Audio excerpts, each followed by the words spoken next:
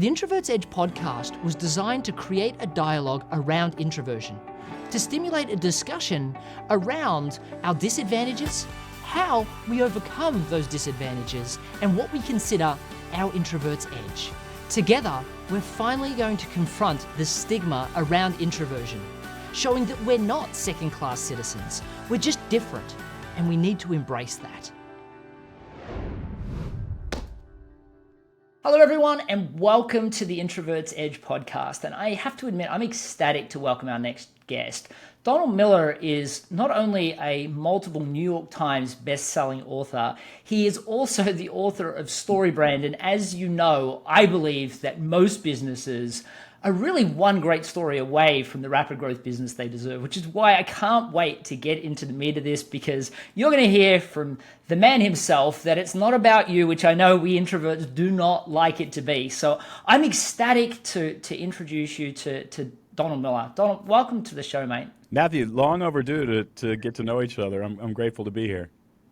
Absolutely, and I have to say, I was telling everybody, before we went on air, that the moment I walked into my publisher's office, they handed me your book on a silver platter, and they're like, "You've got to check out this book." And at that point, I hadn't heard of you, and at that point, I couldn't. After I started to research you, I couldn't imagine how I couldn't have heard of you until then. And I feel like our circles have been trying to cross for many, many, many years. So I'm glad we finally have, and I'm really excited to talk about your introverted story. And I think that this is really important, because when I see a lot of these highly influential people, it's very hard for the people listening or watching to go, okay, that person that's really articulate, speaking from stage, sure, yeah, right, he's an introvert. So I know the backstory a lot more than most people listening. So why don't you just share with us a little bit around kind of the humble upbringings of you, or kind of how you've kind of felt that you're an introvert and how that affected you?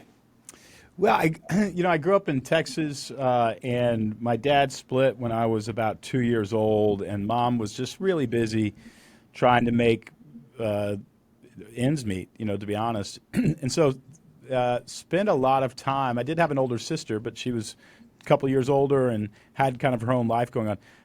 I just spent a lot of time alone. I mean, a lot of time, in the backyard playing with trucks and running around in the woods and down by the railroad tracks and all that kind of stuff. And a lot of time, making up stories in my head. And none of that felt especially lonely to me, I should say. So perhaps I was born an introvert. But now, looking back, the ability to write a book, and to write it yourself, not to have ghostwriters or editors and all, because I have friends who are extreme extroverts who say they're writers and they've never written a book, and they're never going to, but they think they have. But it takes sometimes weeks, if not months, to go deep and not come up for air. And I think it requires an introvert mind to be able to do that, and at least do it and enjoy it. So I'm grateful for the way that I grew up and the sort of life situation that I was handed, because it served me in many, many ways. And, it's been interesting. I became a father late in life. I'm 52 and I have a 2-year-old. She is wonderful. And my wife says, "Oh, she's got to have a sibling. We need another." And of course, I want another too. But I'm secretly thinking, well, then she'll never be a writer. She has. And there's nothing wrong at all with just playing in your own imagination and that sort of thing. So probably a point of contention in some families, but it served me super, super well. And I love the idea that the introvert has an edge. It doesn't have all the edges, but has an edge. And I wholeheartedly agree with that. Look, I think that's a really important point to make, actually, because I think a lot of what you say in your books is it's not about what makes you the same that makes you great. It's about what makes you unique and what makes you different. And I feel like it's the odd ducks that always end up succeeding, because the people that have always had it come easy or never really had a tough time, they don't really learn those skills, or maybe they're just not living in their imagination and their emotions enough. And I've really noticed with your books, you tend to really go deep in reflection as well. And I think not only do you reflect a lot in what you write, but you also help other people really reflect and go deeper into their own challenges or their own uniqueness. Yeah. In your own mind, like for the people that don't naturally do that, and I know that a lot of introverts are very deep in their emotions and their feelings, but sometimes they struggle to articulate it as clearly as perhaps you do. What advice would you give people that wish they could be more expressive in their verbal or their written language?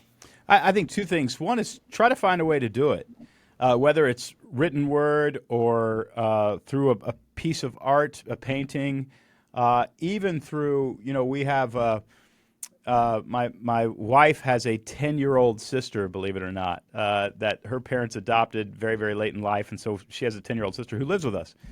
And last night, we give her between $3 and $25 per poem that she memorizes. And so we were swimming in the pool last night working on a $3 poem. Yeah, it's an Emily Dickinson poem about, I'll tell you how the sun rose a ribbon at a time. I even memorized, but you could see that as she memorized that poem. By the way, she got it down by the time we were done swimming. And she went to my wife and recited it to her. The rule is you got to recite it, and then 2 days later, you got to recite it again. So you can't just memorize it for a minute. You got to have it. And you could see her being so incredibly proud of that. And also that to some degree, she was expressing a piece of art that wasn't hers. But I really, and it worked. I mean, she owned it. And so that's the beauty of a poem or a piece of art or song. It becomes part of our identity. But I think figuring out a little bit about who you are, we're never going to figure it all out, but being able to express that and have somebody else understand it, I believe is fundamental for the health of every human being. And so that's the first thing, is find a way to express who you are, even if it's just, I love this music and here's why. Then the second thing is you actually have to find somebody who cares. And that's a journey that we're all on, finding our tribe, our group of people, our friend, our soulmate. But I think, I've noticed that in the 10 years that I've been married, again, I got married late, but in the 10 years that I've been married, I would say I wasn't necessarily an unhealthy person before I got married. I'd done a lot of therapy and done a lot of my own work. But my health has greatly increased, especially my mental health. And I think a big chunk of that is just having somebody to talk to, and somebody to turn around and say, "Oh, that makes sense," or "I see why you would be afraid of that," or I'm proud of you too." Just those things. I've come to believe that the number one way I can serve my wife and support her is actually just to listen, literally just active listening. And so I think that's, even for us introverts, even though we can go, I used to go off in an island in the San Juans for weeks and weeks at a time to write, and was completely happy doing it, but Yeah. probably not mentally the most healthy that I could be. Well, I remember finishing my last book, and it was 60 days of just nothing else but Right. finishing the book. And you're right. If you're an extrovert that misses people or misses or gets their energy, you're just not going to do that last leg. I think though, you've written on so many topics, everything from intimacy and relationship to business and to fiction. And I think that because you've produced so many books and you've had such great success, I think you can answer this other part of the question. Like a lot of people, a lot of authors, let's face it, a lot of functional service providers that have a great service that they're proud of, they kind of feel like their work should speak for itself, or that people should come and just buy from them. And book publishing is the worst at that, right? I finish the book, I press go these days on Amazon. It's so easy. You press go, and it just, unless you lose the 12 months to publishing and seeing it go out the right way. But if I can press go, and then I spend no work trying to get people to buy it, promote the book. You're a person that prides themselves on their quiet time, their self-reflection, yet you have done the book promotion thing, and Yeah. you talk on stage and you do those things. Do you feel that those, in your mind, are they compromises to do what you do because you love what you do and you have to do those things perhaps you don't? Or do you now love those things? Was that a transition? Help me understand that. Well, I think for me, just as a writer, the way I'm wired is I'm really, really interested in a subject, and I want to understand the subject fully. And then once I understand it, I want to turn around and teach it. That's what gives me life. So whether I'm teaching it in a book or in a classroom or on a stage, doesn't matter a whole lot to me. To me, that is not draining. That does not take energy from me to do any of those things. One-on-one conversation that is not about a subject, that is about chit chat. You might as well hook me up to an IV and start taking my blood. I mean, I've got seconds left to talk about the weather before I'm going to faint because I'm running out of energy. But you come up to me and you say, "Hey, what do you think of British politics compared to American politics?" And 2 hours later, I'm more energized than I was when we started. And 2 hours in, I finally say, "By the way, what was your name?" That sort of thing. I think a lot of people can probably identify with exactly what I'm saying. So I just try to live, and I think God gives us just different gifts and different abilities, and I try to own my gifts as a duty and a responsibility. So I have a responsibility to understand ideas, simplify them, and turn around and teach those ideas to people so that their lives are made better. I do not have as much of a responsibility to connect with 50 or 60 people on a deep level because I just wasn't given that gift. Now, it doesn't mean I can be rude or a jerk. That's not what I'm saying. But I want to fully live into what I'm good at and understand that other people are exceptional at what they're good at. My wife is exceptional at building long-term, deep, very nurturing relationships, and I benefit from that every day. But that's not what I'm exceptional at. What I'm exceptional at is being curious and spending months and maybe even years trying to understand something and then turn around and explain it or present a better way of doing it. So I try not to feel guilty about not having some of the extroverted tendencies and instead play to my superpowers. Yeah, and I think that's really important. I think so many people spend their life trying to become more extroverted, yet for me, I'm successful in sales and networking, but my path to success wasn't trying to copy the extroverts. I would be terrible at the way they do it. The way I do it works for me, and I'm very focused in helping people find a way that works for them.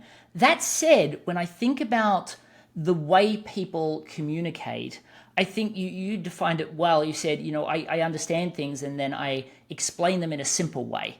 And I remember I hear my father every now and then, and I talk about my father with small talk, and he was like, "Can people just get past that and let's just get to the meat of the conversation?" That's always what he wanted to do. And I feel like a lot of people, when they're selling their services or when they're advising their clients, they're kind of stuck in this place where they want to get into the meat of the conversation, but their prospect perhaps doesn't want that. They want it explained simply, and perhaps they want it explained with story as opposed to the jargon, the fire hose of information that people generally will give. Now, you've delivered so many presentations, you've coached so many people, and you've sold a ton or had to sell to get to that point.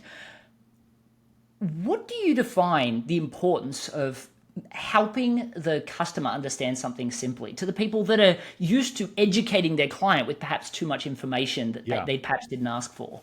Well, I think there's a place for that. And the place to give all of that information to your client is actually the second phase of a relationship.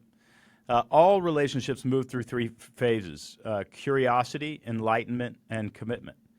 Curiosity is when somebody wants to know more about you or wants to know more about your subject. At that point, you are being given permission to enlighten them, which is when you get into the weeds. And then after you enlighten them, what they're really wondering is, will this work for me? And is this person legit? And if the answers to those questions are yes, then the customer will enter into a commitment phase, which is when they pull out their wallet and they pay for something. So let's look at those phases: curiosity, enlightenment, and commitment. What you're actually describing is somebody who jumps right into enlightenment without piquing anybody's curiosity. And so that's just not the way relationships work. And so those people will turn people off, but they shouldn't, because all they're missing is one little tiny little piece that if they just built a bridge into that conversation, they could. And I actually just say it can be as short as a sound bite that piques somebody's curiosity. So if I'm this happens to me sometimes. I'm in an Uber and somebody says, "What brings you to town, business or pleasure?" I say business, and they say, "What sort of business are you in?" There's two ways I could answer this question. The first way is, let's just skip curiosity.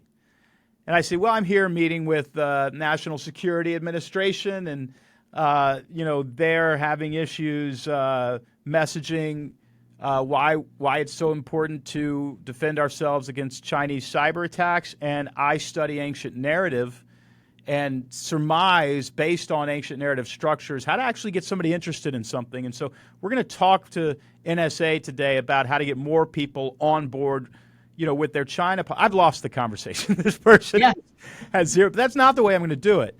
The way I'm going to do it is I'm going to say, well, you know how a lot of people have ideas and products and a vision, but they can't get anybody to pay attention to them? I'm the guy they call that helps people pay attention to them. And I teach them how to do it. Super simple, super easy. The next thing that person says is, oh, my word, I've got an idea, nobody will pay attention to me. Or how do you get people to pay attention? Can you explain how it works? Now I've been invited to go into the weeds.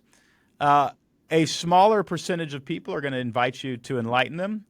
But when they do, you now have permission to go into the weeds. If you go into the weeds, if I walk up to, I'm married, happily married, but let's say I was still single, and I walk up to a woman and I say, hey, I've noticed that you have really a terrific waist to hip ratio, which is a sign of fertility. And I don't know if you've noticed, but I've got broad shoulders, which is a sign of male fertility. The reality is if we got together, we'd probably produce some offspring. Do you want to do that? I think the chances of me being arrested are much higher than I don't even think I'd want to be in the room for that conversation. And I want everybody to remember that. That's not how relationships work. That's actually a little bit weird and a little bit creepy. But to be able to go up and say to somebody, hey, I've heard about you. A friend of mine told me about you. And ever since then, I got to tell you, I've always wanted to get to know you a little bit. You have time for coffee. That's a much different and safer way to get into. So if you have an accounting service or something like that, you don't want to say, well, I do accounting. You want to say, I'm an accountant. What I really love about my job is I get to save small business owners a lot of money because they're all paying too much in taxes. Like there's 3 things they're all doing that's making them pay the government a lot of money in taxes. They don't need to do those things. So my accounting services kind of prevents them from doing that. What do you think they're going to say? What in the heck are the 3 things that make people? Now you got a conversation and you've been invited into, and really what you've been invited to do is play the guide in that hero's story, right? You've identified the hole that they're in and you're going to help them get out of that hole, at which point they want to hear the information. But uninvited, they haven't told you they want that information yet, and you've not piqued their curiosity. And so we need to honor that in them. That's not what they want. I think that's a really important comment because I think a lot of people, when they go networking, they feel like they have to say, I do this for this group of people, even if they got this common problem, that classic networking spiel. But it's all I. Let me tell you my resume. Or, they go into telling a story about something, but it's all about them and they're the hero in the story. Or and yet introverts find it very uncomfortable to talk about themselves. They're like, I don't want to do that. But then they find themselves doing it anyway, just uncomfortably, because they don't know another way to do it. Yet what I like about what you were highlighting there is you were talking about other people having an issue that they need guiding through, and that you're really there to serve them. And I think especially for a lot of the people listening that really got into doing what they do, well, firstly, they love what they do, but they also went into business for themselves because they wanted to have an impact that they couldn't perhaps do with employment. Sure, some people want to, earn great money in a more flexible lifestyle, but I think most people chose the business they're in because they want to have an impact on the world or a demographic and have an impact, yet they find themselves using lots of I statements where you've not done that. You've made, in a lot of ways, yourself placed as the guide.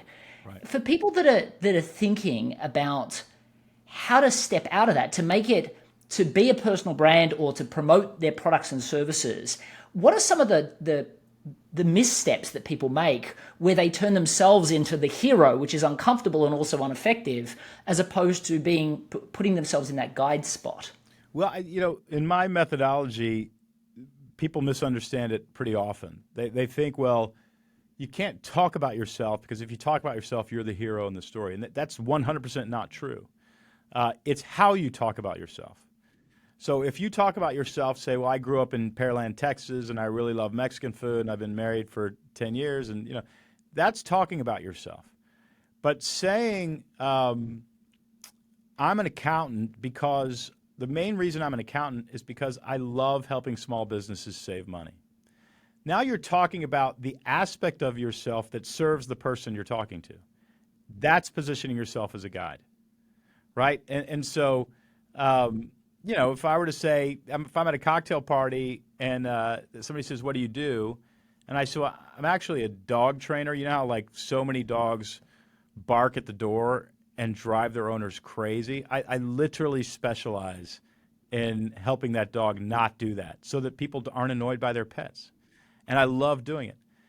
That person, even if they don't have a dog, they're going to go, I met the most fascinating guy, right? And not only that, but do you remember like Rebecca the other day complained about her dog? I need to get Rebecca this guy's number, right? Because Rebecca has this dog who barks at the door. I think it's positioning yourself. A guide positions themselves as the solution to a problem. And a hero positions themselves as somebody who has a problem. It's one of the reasons you never want to position yourself as the hero in a marketing relationship, because you're basically telling people, I got a problem. And they're not looking for somebody with a problem. They're looking for somebody with a solution. And so, but now the key is, as long as you're talking about how you are the solution to a problem, you can actually talk about yourself all day long. There's in the movie Mary Poppins is who the movie is about. She's actually the guide in the movie. The father, who's barely on screen at all, is the hero in the movie. So don't think about this as whether or not you should put your face on the cover of the book. You absolutely should. But that face should represent the guide helping heroes win the day, rather than the hero trying to figure out their life.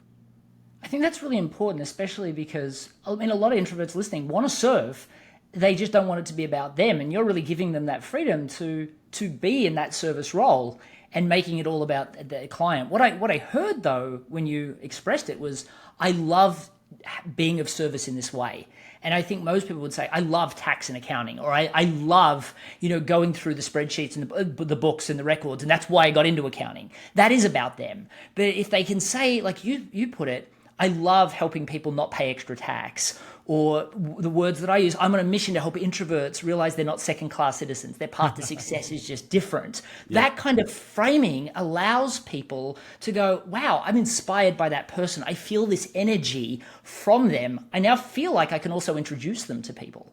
Now, I've created a career out of being able to articulate this well, face-to-face, in sales, in networking, and I've done well online, but you have mastered the art of sharing how to get this narrative across in a virtual forum where you're trying to get people to understand this passion, this direction, this story, this narrative through, in a lot of ways, when you're not actually in the room with somebody, where they're looking at a screen. And for a lot of people, they feel that really difficult. They feel that they can successfully or unsuccessfully, but with enough work over 2.5 minutes, painfully explain what they do in a way that somebody understands. But when they get fractions of a second online, that's even more difficult, which leaves them taking photos, of their donut or their dog for something to say on Instagram to be the loudest rather than the clearest. Right.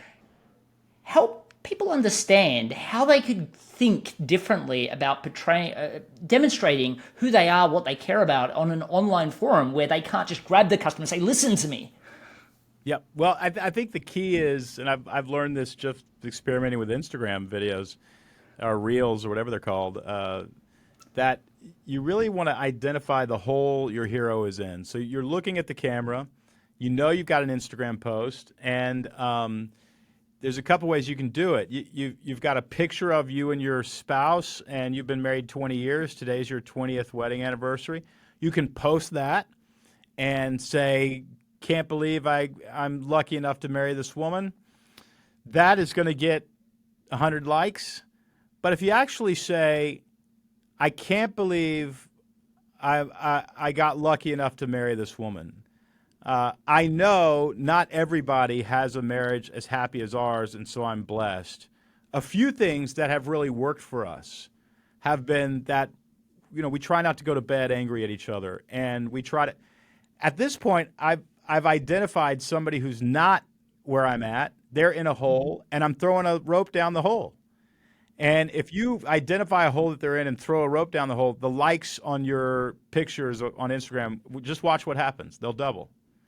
And that's the sort of mentality that we want to have as leaders, as parents, as brand leaders, and even when we're marketing a product.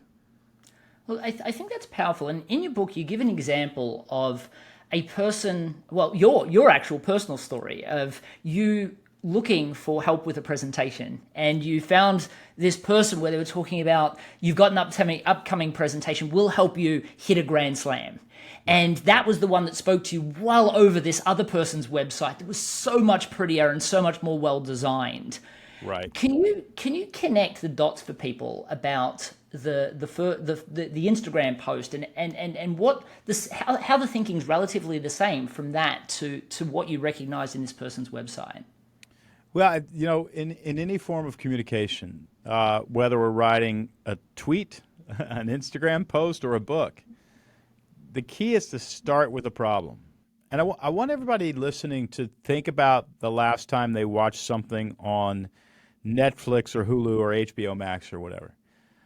In fact, the next time you start a series, my wife and I started a series the other night, get a stopwatch on your phone and start it, and then stop it the first time that a character is in what you would call deep doo-doo.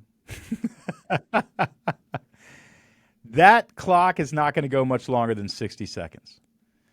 And the reason is the problem is the hook. Until we actually have a hero in a hole, nobody cares. And that is, if I'm at a dinner party and everybody's kind of chit-chatting and somebody said, Don, how was your week? I could say, it was actually really good. I enjoyed everything this week. It was really awesome. That's not as interesting as it was terrific, and here's why. My wife and I spent the last month in London, and the food is terrible. I have never tasted a burger that tastes so good as I did in the Atlanta airport. That's interesting because there is a problem, the food in London is terrible, and there's a solution, the cheeseburger in the Atlanta airport. You guys, we have no idea how good bad food is in America. It's actually better than anything. It becomes interesting because that formula, if you will, problem solution, is actually interesting to the human brain. And what if we begin to understand that and think in that way, I think people just become more interested. So if I say, she's kind of like a daughter to me, but she's actually my younger sister-in-law, our 10-year-old.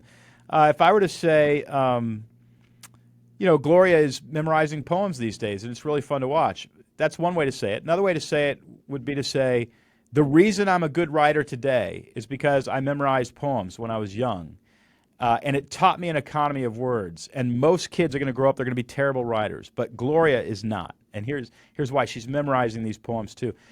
That is a conversation. That you're inviting a conversation because you have a problem and a solution. So I just encourage everybody to sort of think that way, even in casual conversation.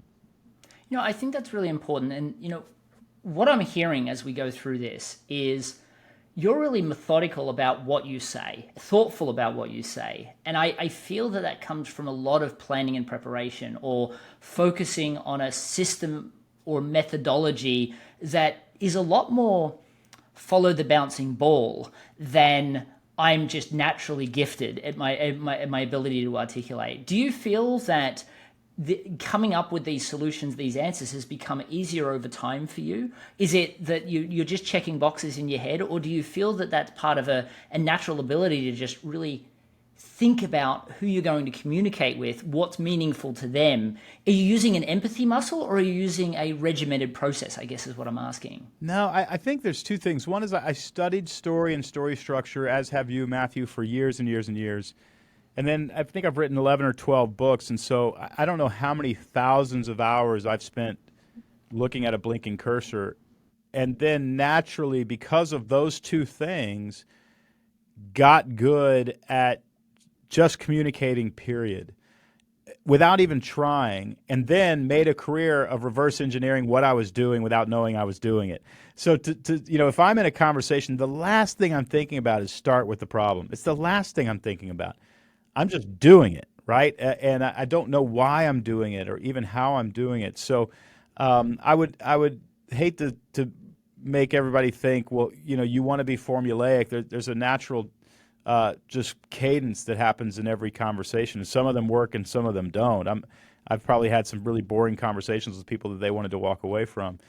But I think it's a matter of just understanding kind of how people work.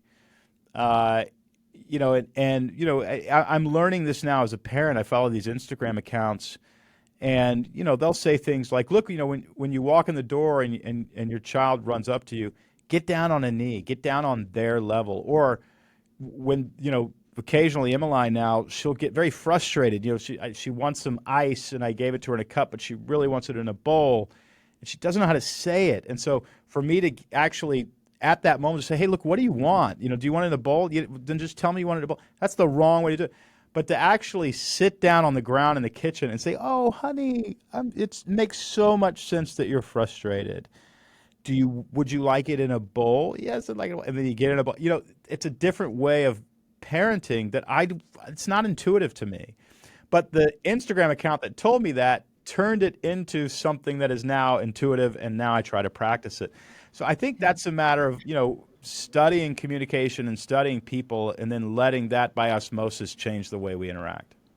Yeah, I think that's powerful. I think that, I mean, what I heard with your daughter is you were guiding her to articulate what she was looking Well, for. and unbelievable empathy. That the point isn't now that she's crying, the point is not to deliver ice.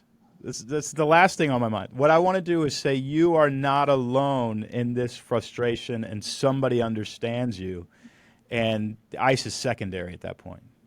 Don't you think that's kind of the same when you talk about your internal problems versus your external problems when it comes to sharing about a brand? What people really want to do is be understood first. That's right. The fixing their problem is kind of secondary. That is correct. And often 90% of the problem is just that I'm not understood. It's not that solving the problem doesn't solve the problem. It's the fact that I feel very alone and ignored here. And I think that's an important point to finish on, because I think what most people do is they spend their time trying to convince somebody that they can help or that they're credible. And what we've really kind of highlighted here is that it's actually really more about showing that you understand, and that you understand the depth of the problem.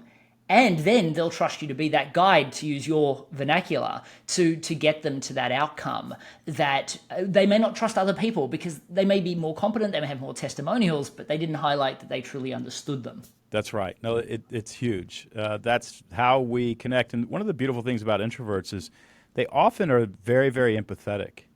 And so I think it's another advantage to be able to, you've spent a lot of time pulling lint out of your own belly button and holding it up to the light, which means that when other people are doing that same, you're saying, "Oh, I have felt that exact same way," and that's another great advantage to being somebody who's introspective is empathy.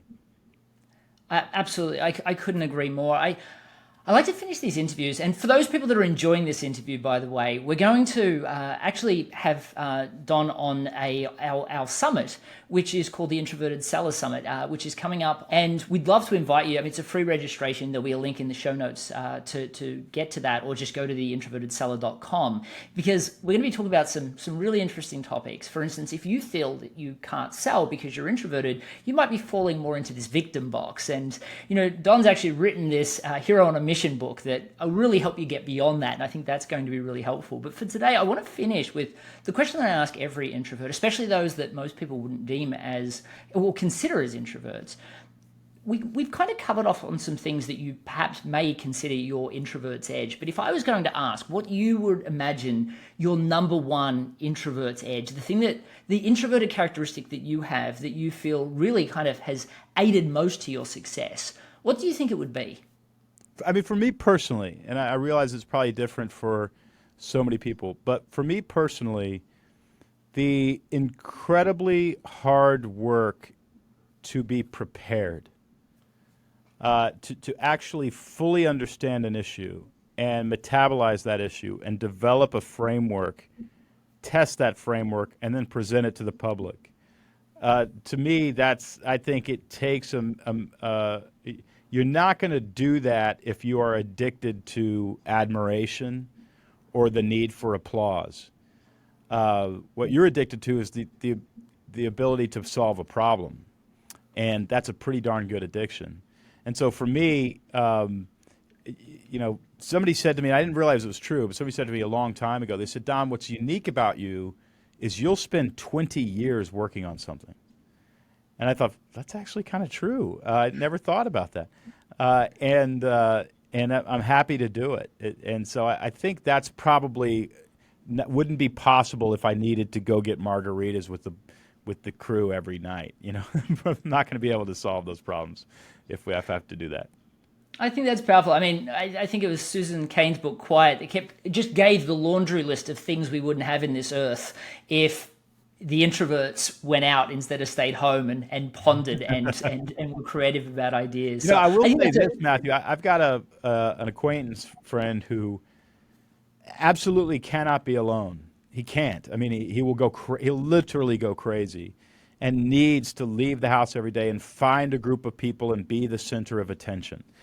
Desperately needs it. It's an addiction, and it's probably a borderline unhealthy thing that's going on in his mind. I, on the other hand, don't have that at all. What's amazing to me is if you look at our accomplishments, we've accomplished the same.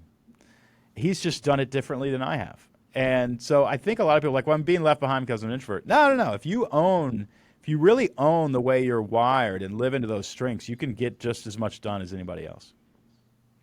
I think that's the mic drop moment I needed for the end of the interview. So, look, for those people that have just heard of you for the first time and weren't lucky enough to have somebody run the book over the moment they walked into an office, where can people that are just hearing about you? You've got a ton of books. I mean, it's overwhelming how much stuff you have done in your life, because you've spent time in quiet reflection. Yeah, exactly. I spent time in my mother's basement.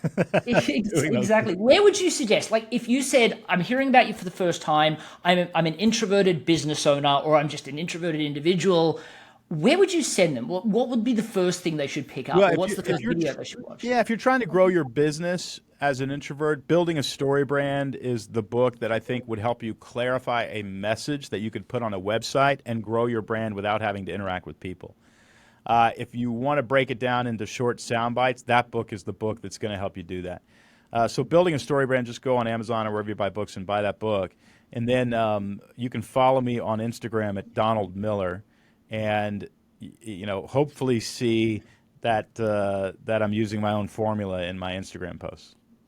Well, I can tell you are. I've checked out all your websites recently, and you follow your formula to the letter. Those people that are listening to this and really are just learning about Don and his work, I would challenge you to check that out. And one of the things that I can't stand is when people post, I've read 100 books this year, because that means they've actioned none of them, right? Because they haven't had any time to do that. And the thing that's why I include an implementation training in every one of my books. And the thing I love about the Story Brand as well is he keeps challenging you to go and do the work, and he gives you exercises and steps to do that and a ton of bonuses. So I would really urge everybody to check that out. But for today, thank you everyone for joining us. And again, if you want to see the follow-up interview with Don, go to theintrovertedseller.com and you'll be able to check that out as well. But for today, thank you so much for joining us, and we look forward to seeing you in the next one. Cheers, everyone.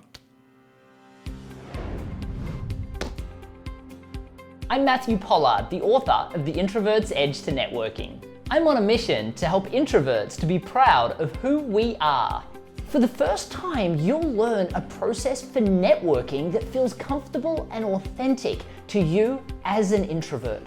A process that doesn't feel salesy or awkward in any way. I saw at least half of my board members, 3 in particular that I can think of, that now are so comfortable in literally going up to people at events. All of a sudden, I can see the confidence.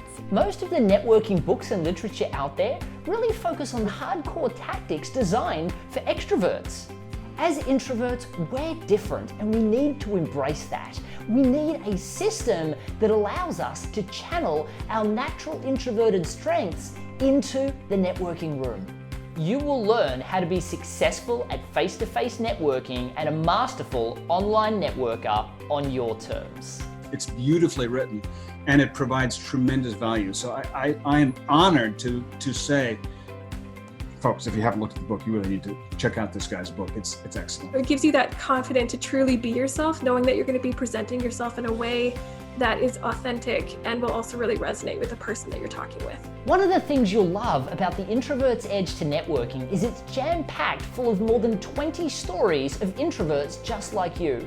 People that have likely started in much tougher spots than where you are right now, and how they've leveraged the strategies that you'll be learning to obtain phenomenal career and small business success. I was about to give up on my business. The results started coming in right away. In fact, a year later, the Chamber of Commerce awarded me the Business of the Year. You need to go read his book because everything he does is what people need, whether they're an introvert or not. I've been fortunate to receive endorsements from some exceptional introverts like Neil Patel and Ivan Meisner, the founder of the world's largest networking group, BNI. What I love about the Introvert's Edge is that it talks about the things that make an introvert successful. The Introvert's Edge to Networking is going to destroy all of the barriers that you have around whether success in networking is possible for you. Now I'm up to kind of 5 figures, triple my prices or more. It was like the deals just kept coming in, and it was incredible. Like, I had never seen anything like it before. I was able to triple my revenue, and that's happened within 6 months. We've gone from 10 million a year to 20 million a year. I wrote The Introvert's Edge to Networking after the success of the first in the Introvert's Edge series, which focused on sales. I decided that it was just as important, perhaps even more so, that we had a networking book that was designed to help us as introverts dominate in the networking room and in online networking that was specifically written for us. So if you're an introvert, don't delay. Head to theintrovertsedge.com/networking to get access to the first chapter of my new book completely for free today.